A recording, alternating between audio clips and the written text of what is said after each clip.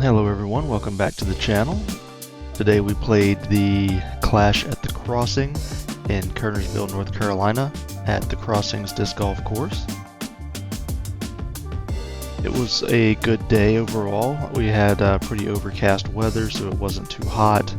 Round 2 the sun did come out a bit, but we're also playing in a heavily wooded course, so it was a pretty good round. Couple of rounds all together, just as far as the weather goes. But let's get started here. Today we started on hole number 17. It's a 325-foot par 3. And I decided to put my bag at the beginning of each video instead of putting it on each shot. I figure that may be a little bit easier for editing purposes. But here I'm throwing my F3 off the first tee. It was a good shot out of the hand, got me close to the basket, probably, I was probably about 45 feet, something like that. A little bit outside of circle 1. I'm going to give it a good bid with my link here. I had to tap in for par. Hole 18, we're looking at 283-foot par 3. I'm throwing my Skyway on a forehand. Kind of turned it over a little bit, but it was fine. Anything not in the street is inbounds. My A5 on an upshot, just a little hyzer shot, threw it up right behind the basket. Turned out to be fairly easy par save here. All day long, my putts, something just didn't feel right with my putts. My putting was okay, but it wasn't great. Hole 1, 224-foot par 3. I'm throwing a MD3 that I just bought that morning. I had a pretty cool die on it, die job. That was my first throw with it ever. It was a little more stable than I expected it to be, but that's fine. I did throw it on a big hyzer. Give it a nice bid to the basket. Easy tap in for par. Hole 2, 346-foot par 3. Throwing my Skyway on a thumber. Threw the Skyway quite a bit this first round. I felt like the thumber was going to be the right way to go, and out of the hand it felt great, and it just didn't quite turn fast enough to miss that tree. But got my A2 here on a forehand. I'm going to try to thread this gap, and it was a perfect shot. I mean, just right down the middle, put me right under the basket, probably about 8 feet, something like that. It was inside 10 feet. Take the par. Hole 3 is a 266-foot par 3. I believe I'm throwing my rival here. I wanted something stable for this long pad. Round 1 was a mix of longs and shorts. Round 2 was all shorts. Hit a tree, kicked right in these woods. I'm throwing my A5 on a recovery shot here.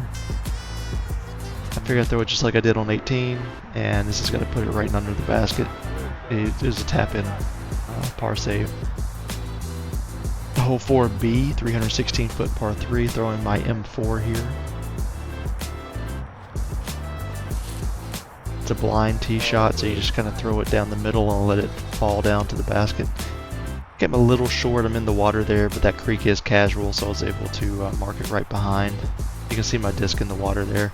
Gave it a run, just a little short, but it was a tap in for par. Hole number 5, 116-foot par 3. I'm throwing my A2 on a forehand, and I just caught that tree. I was trying to thread a gap again. I was also trying something with this camera. I had it mounted to my cart, and round 2 I brought the tripod back out because I wasn't quite feeling it with the cart mounted onto the cart. But hole 6, 227-foot par 3. This is where the trouble started happening. I'm throwing my A5. I tried to throw it down the middle, and I just grip locked it.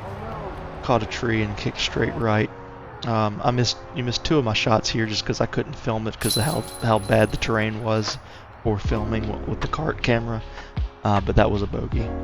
Hole 7, 210-foot par 3. I'm throwing my Reco, and I just absolutely threw a horrible shot. That was a bad shot. Put me in the woods here. I'm trying to throw a roller out, and I couldn't even get out with a roller. Then it left me with this putt here to save the par from way out. I gave it a run to get it under the basket, and I got it close enough that this is just unacceptable what I do here.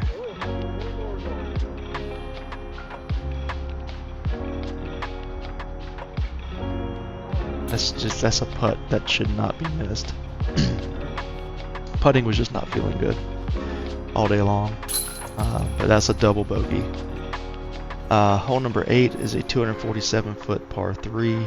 Throwing the Skyway again on another thumber line.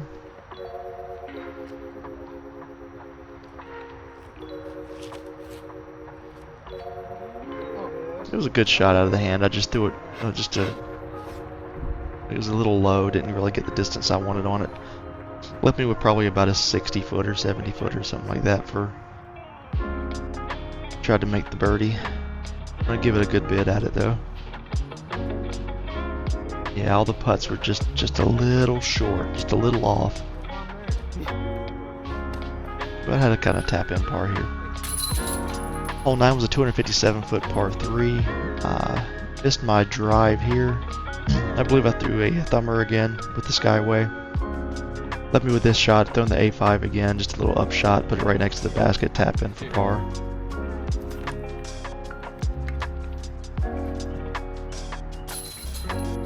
Hole number 10, 309-foot par 3. I'm throwing the F3, and out of the hand it felt great, and I was just watching it, just yelling, just go ahead, hit the pole, hit the pole. Because, I mean, it threw straight at that pole and did not come off that line. So I had to go to the drop zone here. This is for par. Gonna give it a good run at it, and just slightly off, so I had to tap in for bogey. Then hole 11 is a 222-foot par 3. Throwing the A2 on a hard forehand. And I just missed my line. It was a great throw. I just missed my line a little bit, so I was off to the right. Gonna have this kind of toss up for the bird, hit the cage, tap in for par again.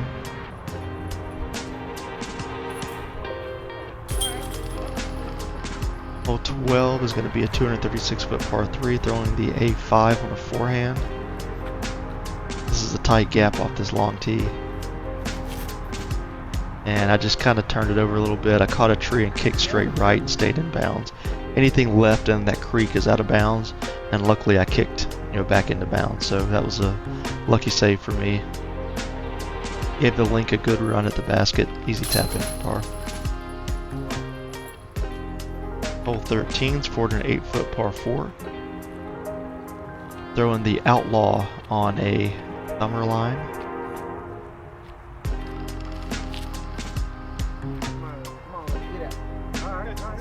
That was fine, got it up here into the kind of left side a little bit. You want to be a little bit more to the right on this one, but I'm just going to throw a hard ante forehand with that A2. Leave me with an okay bid here to try to save or try to get the birdie. But easy tap in for par. Hole 14 is going to be 151-foot par 3, throwing the Berg. And I learned on this one after this throw kind of what to do with this. It was a good throw. I just started it at the basket, and that downhill is going to pull it left. So I learned for the next round I'm going to throw the same shot. I'm just going to throw it way out to the right, and we'll see what happens there. But cashed in the par there because that is a hazard. Anything outside that circle is a hazard on that hole. Hole 15, 186-foot par 3, throwing the A2 on a high ante forehand. Got it basket high, just left in the woods. You can see my putt come out of the corner here and hit the cage. It was a good bid for the birdie, but a little tap in for par. Hole 16, 214-foot par 3. This is our last hole, throwing the Glow Recco on the backhand.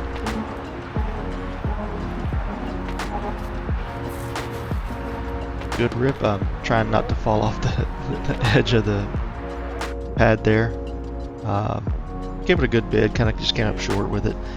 Gonna give it a run for the birdie, hit the cage, tap in for par.